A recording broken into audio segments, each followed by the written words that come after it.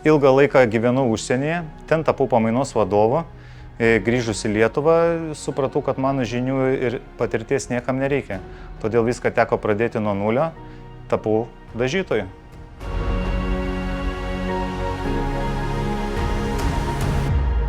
Skaudanti nugara, skaudančios rankos, skaudančios alkūnės, bet labiausiai tai, ko negalėjau pakeisti, tai dulkės.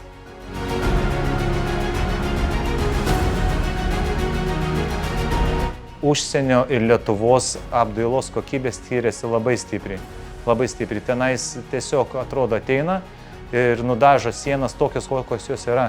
Lietuvoje kokybė turi būti idealiai lygios sienos, jokių šešėlių, nieks nekristi. Labai dažnai dabar žmonės mėgsta užsidėti ledus palei sienas ir juos jungus supranta, kad vaizdas yra visai kitoks, negu jie galvoja.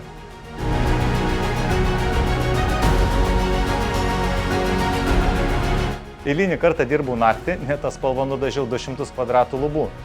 Viską teko perdažyti greitai ir susimokėti už sugadintas medžiagas. Dažytojai, nedarykit mano klaidų, nedirbkit naktimis.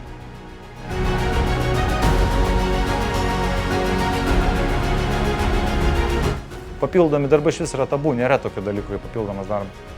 Statyboje papildomas darbas skaitosi visiems suprantamas dalykas, kuris yra skaičiuotas į kvadratą, nors iš tikrųjų yra visiškai kitaip.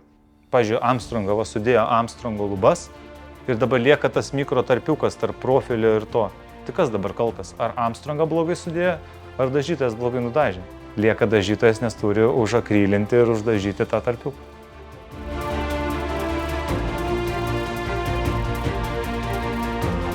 Dažytojas viską žino, kur praleido elektrikas laidą arba kodėl jo trūksta, kodėl įvėjus į kambarį nėra jungiklio po kairę ar po dešinę pusę. Viską tai pamato dažytojas ir dažniausiai dažytojas pastebi kitų meistrų klaidas.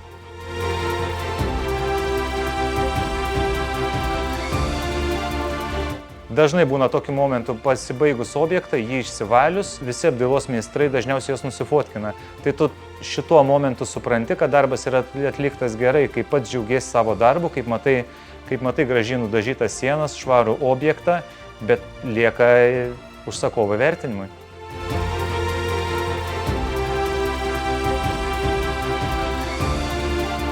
Pats geriausias dalykas yra kvadratų skaičiavimas ir kai pakvimpa dažais, pakvimpa ir pinigais.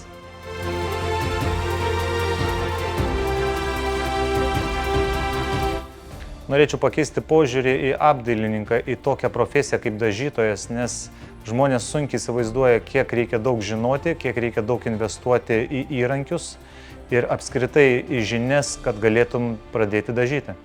Taip pat norėčiau, kad visi meistrai būtų vieningesni, burtųsi į bendruomenės bei dalintųsi savo sukauptom žiniom.